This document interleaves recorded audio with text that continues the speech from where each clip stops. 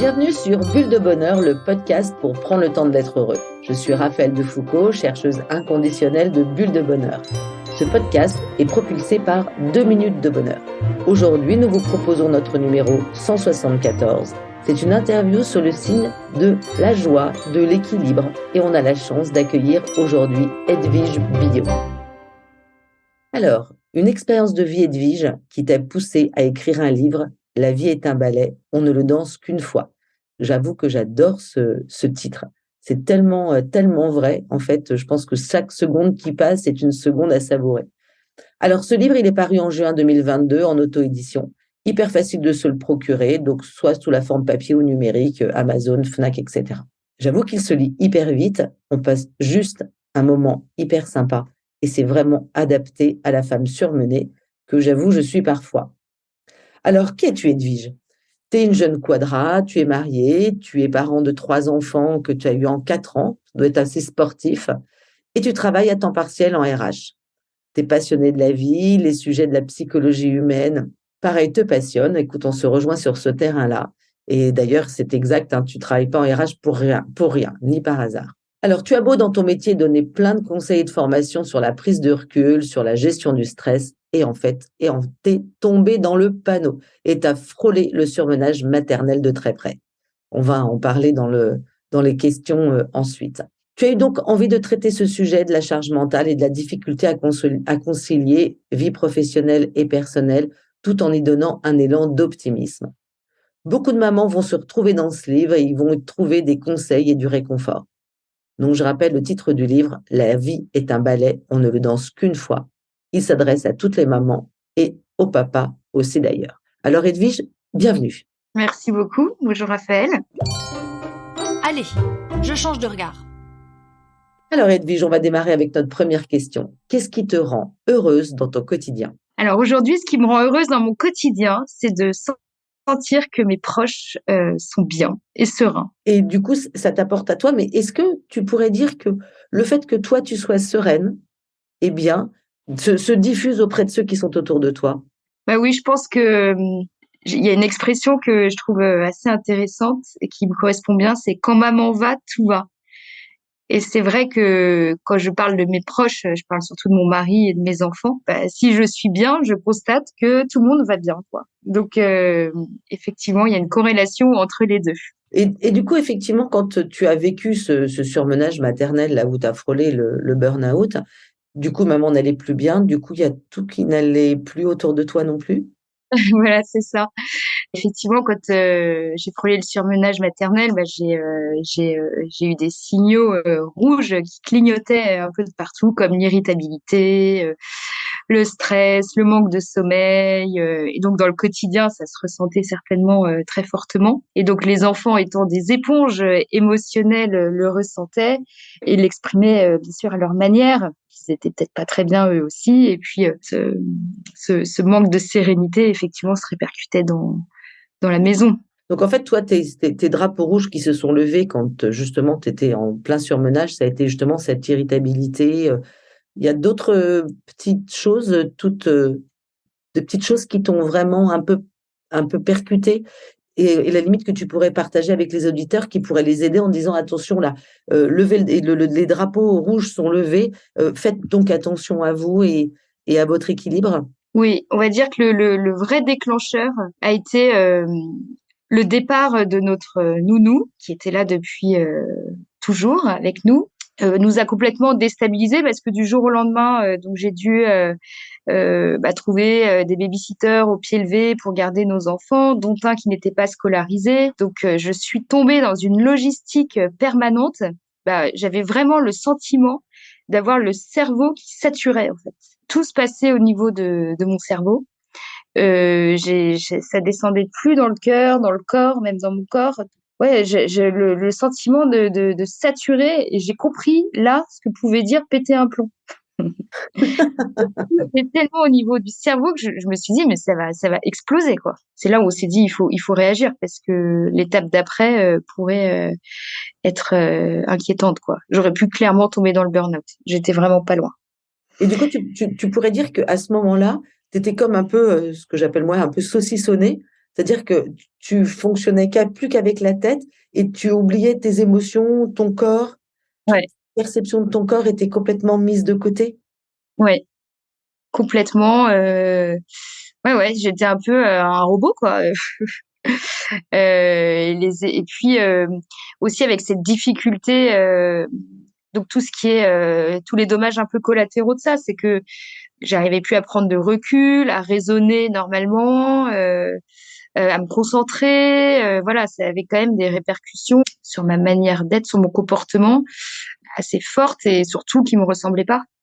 Donc c'est là où on s'est dit il y a quelque chose qui fonctionne, qui va pas. Du coup, en fait, tu te sentais plus toi-même? Bah, j'étais quand même moi-même, mais je voyais bien que je saturais. Mhm. Je Mhm. saturais. C'était trop, en fait. C'était par moments, quand il nous arrive des choses, des épreuves, des difficultés, on sent qu'on peut gérer, voilà, on a les épaules un peu pour. Là, c'était vraiment trop. Enfin, il y avait un débordement de difficultés. Je ne pouvais plus absorber tout ça. Il y avait un espèce de débordement qui nous a fait réagir. D'accord, merveilleux d'avoir pris ce temps-là pour s'arrêter et pour se dire là, ça ne va pas, il faut qu'on fasse autrement. Passons à notre deuxième question, Edwige. Raconte-nous une valeur humaine qui te rend heureuse. Alors, ce qui me rend vraiment heureuse, c'est la bienveillance. Enfin, de la bienveillance découle beaucoup de choses finalement. La bienveillance, moi, de mon entourage ou même dans le travail, enfin, me porte vraiment, me donne de l'enthousiasme, me rend créative, enfin, me tire vraiment vers le haut. Et même moi, j'essaie de me l'appliquer dans mon quotidien pour mes proches et même et tous ceux que je rencontre, parce que je pense que c'est vraiment très porteur. Alors, ça peut se manifester par des petites choses, hein, par un regard, une petite intention, et puis parfois aussi de l'entraide avec ce qu'on a vécu là, le fait que j'ai frôlé le burn-out. J'ai bien vu que c'est aussi dans l'action que on pouvait trouver du réconfort. Pour moi, c'est une valeur humaine aujourd'hui, dans cette étape de ma vie, qui vraiment me rend heureuse. Cette bienveillance, tu l'appliques aussi à toi-même? Et ça, c'est une bonne question. Ouais, c'est vrai que peut-être qu'avant, pas trop. J'avais une forme d'exigence envers moi-même. Et le fait parfois de rencontrer des difficultés, dans mon cas, ça m'a fait toucher du doigt le fait que je suis imparfaite et faillible. Et c'est bon justement de se reconnaître faillible et imparfait et finalement de s'appliquer une certaine douceur, d'être doux avec soi-même, donc d'être bienveillant. Et donc maintenant, effectivement, je me l'applique aussi à moi-même. C'est tellement, tellement juste. Tu viens toucher un sujet que, en tous les cas, moi, j'aime énormément, qui touche tout ce qui tourne autour de la vulnérabilité. Donc, j'ai mon petit mentor qui s'appelle Brené Brown. J'adore tout ce qu'elle fait. Elle travaille sur l'imperfection, sur la vulnérabilité. Effectivement, moi, je pense que quand on s'accepte vulnérable, on ouvre des portes qu'on n'imaginerait pas ouvrir et qui permettent de pouvoir accueillir de l'aide, savoir un peu lâcher prise sur certaines perfections qu'on aimerait pouvoir atteindre. Mm. Et je pense qu'effectivement, ça amène à de la bienveillance vis-à-vis de soi-même, qui est tellement importante. Passons à notre troisième question. Raconte-nous, Edwige, un événement qui t'a rendue particulièrement heureuse. Ça, je trouve que c'est pas facile parce que particulièrement, en fait, la vie est faite de plein d'événements qui nous rendent heureux. Bon, dans ces dernières années, ce qui m'a quand même touchée et assez transformée, ça a été la naissance de nos enfants. L'arrivée d'un enfant, c'est quand même assez bouleversant et c'est vrai que ça donne une joie profonde, quoi. On a été très gâtés d'avoir des enfants. Et ces naissances m'ont et nous ont rendus très heureux. Et j'imagine que également, le point final que tu as mis à ton livre a été certainement aussi un moment heureux pour toi. Le fait d'écrire un livre, peut-être tu veux dire, c'est Oui. un événement heureux. Peut-être pas autant qu'une naissance, mais oui, c'est une belle réalisation, une forme d'accomplissement, quelque chose de nouveau. Et ce qui m'a rendue heureuse dans l'écriture de ce livre, c'est de m'imaginer ensuite qu'il puisse arriver entre les mains de nombreuses femmes qui puissent y trouver du coup du réconfort et des conseils et pour faire porter du fruit aux difficultés qu'elles vivent parfois dans la maternité, dans le surmenage, quoi. Ouais, c'est plutôt ça. C'était de me dire, voilà, tu t'écris quelque chose, tu livres quand même un bout de ton histoire, donc il faut quand même une certaine humilité. Hein, c'est pas évident, mais pas. Je l'ai pas fait pour moi finalement, parce que quelque part, j'aurais pas eu besoin de le livrer à tout le monde. Mais je l'ai fait pour aider. Quel a été l'élément déclencheur où tu t'es dit, j'ai envie d'écrire et de raconter mon histoire autour de ce surmenage? Alors en fait, j'avais déjà écrit un livre précédemment, La gestion des émotions, donc j'aime écrire. L'élément déclencheur, c'est que j'avais ce besoin de transmettre cette histoire et puis et je l'ai fait à travers l'écriture, quoi. Je me suis dit, c'est trop bête de garder ça, d'avoir plein de choses à dire, plein de choses qui peuvent aider et de le garder pour moi. Et c'est à travers l'écriture que je l'ai fait. Passons à notre quatrième question, Edwige. Quel est ton secret pour être heureuse? Me reconnaître imparfaite. Parce qu'en fait, quand on se reconnaît imparfait, ça fait considérablement baisser la pression. Et voilà, la vie est beaucoup plus zen, quoi. Et la deuxième chose, c'est de vivre dans le présent, de lâcher prise et de vivre dans le présent. En fait, dès qu'on se projette dans l'avenir, on a des angoisses. Dès qu'on repense aux pensées, on a des angoisses. Mais quand on est ancré dans le présent, finalement, on vit pleinement les choses. Et ça, c'est un vrai secret. Ça, c'est une vraie expérience à faire, hein. D'essayer, quand on sent que son cerveau commence à partir loin devant ou loin derrière, finalement, ça nous transporte dans des émotions qui nous font pas forcément du bien. Mais si le matin, on se dit, allez, aujourd'hui, je suis dans le présent, je fais ce que j'ai à faire, je me soucie pas de l'avenir, je me soucie pas du passé, je vous promets que c'est un vrai secret pour être heureux. Ah, c'est clair, c'est clair. J'aime beaucoup cette phrase qui dit, c'est une citation, je crois, d'une sœur qui a été martyre en Afrique du Nord. Enfin, je crois que c'est ça. Et qui dit, ne surchargez pas la frêle passerelle du quotidien par les inquiétudes de demain et les regrets d'hier. Et enfin, ça doit être à peu près ça la phrase. Et je trouve que c'est tellement juste. Et du coup, savoir s'ancrer dans l'instant présent et la politique du petit pas, on avance un pas après l'autre, tranquillement. Ça ne veut pas dire que il faut pas nier les inquiétudes, ni nier enfin les projets. Mais j'aime bien dire aussi que quand on est dans une voiture, on passe pas son temps à regarder dans le rétroviseur. Il faut savoir passer devant, mais on regarde pas 10 kilomètres devant, on regarde juste la route devant soi. Et donc ça, je trouve que c'est intéressant. Et hop, je me lance. Dis-moi, Edwige, raconte-nous tes 3 synonymes de bonheur. Le bonheur, pour moi, c'est déjà la joie, mais une joie, on va dire, profonde.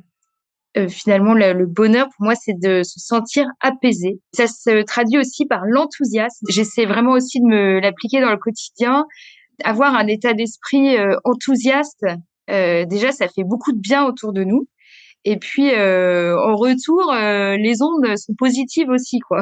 Donc, c'est Absolument. vraiment un vrai exercice. Je pense avoir un caractère assez enthousiaste, mais c'est vrai que je constate que ça fait du bien, ça, un caractère enthousiaste, diffuser, si je peux dire, de bonnes ondes autour de soi et rendre aussi les autres heureux. Et enfin, un synonyme de bonheur, pour moi, c'est l'esprit de gratitude. En fait, je trouve que quand on se réjouit un peu de ce qu'on a, même du peu qu'on a, finalement, ça met le cœur dans une disposition heureuse. Je trouve que on aurait à gagner à apprendre à plus se réjouir, plus être pas dans le côté naïf du terme, mais plus se dire essayer de regarder ce qui est positif dans sa journée. Je sais pas, un enfant qui vous remercie, ou même au boulot, une réunion qui se passe bien, plutôt que de le vivre comme quelque chose de normal, se dire ah ça c'est bien, ça c'est positif. J'essaie toujours de sans vouloir être première de classe ou quoi, mais j'essaie toujours de pas basculer trop facilement dans la plainte ou la critique, parce que c'est quand même beaucoup plus facile que d'avoir cet esprit de gratitude qui, j'en suis certaine, aussi est un moyen d'être heureux, quoi, de rendre heureux. Clairement, clairement. Et puis, ça pousse à la créativité, ça pousse à l'action. Et du coup, c'est bourré de vertus. On est en meilleure santé, on est moins malade. Non, non, Ouais. c'est évident, là, être dans l'instant présent, la gratitude, comme tu disais, la joie, l'enthousiasme sont véritablement des synonymes de bonheur et important d'essayer de les appliquer au quotidien. Alors, c'est pas toujours facile, hein. Faut pas Non. oublier, je le dis souvent, notre cerveau, hein, il est programmé pour voir les choses qui ne vont pas et pour voir le danger. Donc, mais maintenant, on a la capacité de pouvoir changer un peu notre mindset et justement avoir cette capacité à choisir de voir ce qui fonctionne bien et ce qui va bien. On va passer à notre dernière question. Dis-nous, Edwige, en 2 minutes, qu'est-ce que tu aurais envie de proposer à nos auditeurs pour qu'ils soient plus heureux? Alors, pour pas répéter déjà ce que j'ai dit, un conseil pour être heureux, c'est de pas rester seul. Je pense qu'on est quand même des êtres de relation et en cas de difficulté, puisque ici on parle de ce que j'ai moi vécu, ne pas rester seul, savoir m'entourer, savoir demander de l'aide, m'a aidé à sortir de cette impasse. Je pense que si j'étais restée isolée dans mon problème, etc., j'aurais pas du tout pu réagir. Parfois, quand on est un petit peu trop focusé là sur son problème ou sur voilà sur une difficulté, bah c'est l'autre. En fait, je crois beaucoup au fait que si on est humain et si on est incarné, si on est en relation, c'est pas pour rien quoi. Il faut ne pas hésiter à demander de l'aide. Bah, ça vient un peu en lien avec ce que tu disais tout à l'heure sur la vulnérabilité, sur le fait de s'accueillir un peu imparfait. À partir du moment où on se sent un peu imparfait, on a besoin d'être aidé par les autres parce qu'on n'est pas parfait dans tous les domaines. Donc ça vient bien, c'est une belle unité de tout ce que tu nous partages. Merci, merci. Autre chose que tu aurais envie de proposer à nos auditeurs? Vraiment, se reconnaître imparfait, c'est vraiment quelque chose qui fait beaucoup de bien et qui, je pense, ferait beaucoup de bien à beaucoup de mamans, de se dire que elles ont pas besoin d'être parfaites sur tous les fronts pour être heureuses et pour rendre leur entourage heureux, en fait. C'est pas ça. Je pense que c'est pas à la perfection que finalement l'amour se mesure. L'enfant a plus besoin d'amour que de perfection quelque part. C'est ça. Tu sais, j'aime bien une phrase de Winnicott, qui est un psychologue du début du siècle, qui dit, enfin du siècle dernier en fait, essayer d'être une mère suffisamment bonne. Et j'aime beaucoup cette phrase parce qu'elle montre que de toute façon, on ne peut pas être parfait, c'est pas possible. Et elle rajoute aussi que c'est un peu dans ses imperfections ou dans ses manquements que l'enfant, lui, va pouvoir aller explorer et va pouvoir aussi grandir. Et je trouve que cette manière de voir les choses est profondément déculpabilisante. Mais c'est très beau. Mmh. J'aime beaucoup sa manière de voir les choses. Alors, tu sais, on a une petite tradition à Bulle de Bonheur, c'est notre petite mousse. Notre petite mousse est une citation un petit peu inspirante qui est en lien avec ce que nous avons partagé. Et j'en ai choisi une qui vient retracer un petit peu tout ce qu'on a pu partager. Et en fait, ce que j'aurais envie de citer aujourd'hui, c'est une phrase d'Albert Einstein et qui dit: La vie, c'est comme une bicyclette. Il faut avancer pour ne pas perdre l'équilibre. Ah oui, très bien. Il faut avancer pour ne pas perdre l'équilibre. Ça me fait penser un peu à mon titre de livre. Exactement, exactement. C'est pour ça que je l'ai choisi. Et d'ailleurs, je trouve que c'est intéressant. Comment tu as choisi le titre de ton livre? On va rappeler le titre de ton livre, hein, c'est La vie est un ballet, on ne le danse qu'une fois. Comment as-tu choisi ce titre? J'avais envie d'un titre qui soit beau, assez un peu poétique, pour évoquer ce sujet de la difficulté à trouver l'équilibre entre la vie privée, la vie pro, le surmenage maternel. Et surtout, la vie est un ballet, on ne le danse qu'une fois. Ce que je voulais dire, sans dévoiler l'issue du roman, c'est que en fait, tout passe très vite. Tout passe très vite et je pense que là, on est dans des quand on a des jeunes enfants, qu'on veut avoir une carrière, qu'on veut réussir notre vie familiale. Parfois, on se prend un peu la tête aussi, alors que nos enfants, ils vont grandir très, très vite et que on n'aura pas forcément toujours l'occasion je vais pas dire rattraper ce moment-là parce que c'est culpabilisant, mais de revivre 2 fois cette enfance. Et donc, il faut vraiment la vivre pleinement et pas survoler avec des vies de fous, de pas survoler l'enfance de nos enfants pour pas éviter de se retourner un jour et de se dire, ah, mais j'aurais voulu faire ci, j'aurais voulu faire ça. Voilà, c'est plutôt la philosophie du titre, c'est de se dire, allez, si j'ai envie de vivre telle chose auprès de mes enfants, j'ose, pour pas ensuite dans 10 ans, avoir eu l'impression de louper des événements ou des choses. Clairement, c'est vraiment une des philosophies aussi de 2 minutes de bonheur, hein. C'est notre baseline, c'est prendre le temps d'être heureux.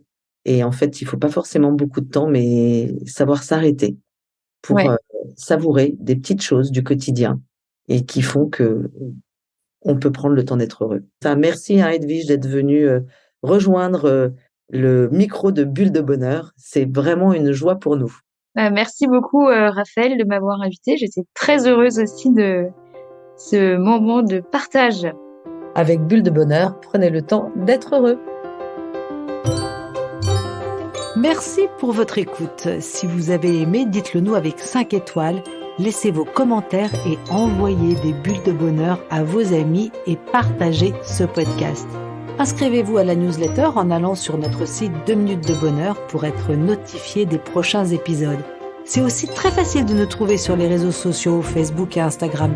Il suffit de chercher 2 minutes de bonheur. Bulle de bonheur est propulsé par 2 minutes de bonheur, des outils pour créer du lien et prendre le temps d'être heureux.